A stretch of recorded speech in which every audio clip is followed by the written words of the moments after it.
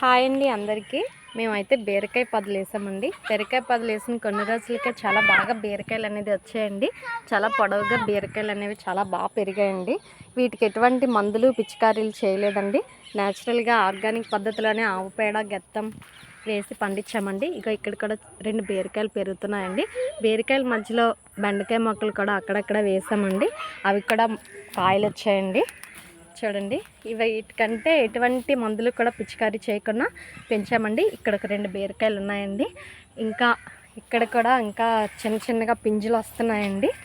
ఎందుకండి చూడండి, వీటికైతే మేము ఎలాంటి మందులు కూడా స్ప్రే చేయలేదండి. చాలా న్యాచురల్గానే పండిస్తున్నాము. ఆవు పేడ లోపల కూడా ఒక కాయ ఉందండి.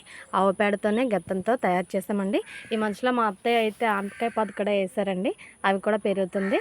ఇవి కంప్లీట్ అయ్యేసరికి అది కూడా పాదు పెరిగి కాయలు కూడా దానికి కూడా వస్తాయండి. ఇక బెండకాయలు కూడా వచ్చాయండి. మా ఛానల్ సబ్స్క్రైబ్ చేసుకోండి, లైక్ చేయండి, షేర్ చేయండి.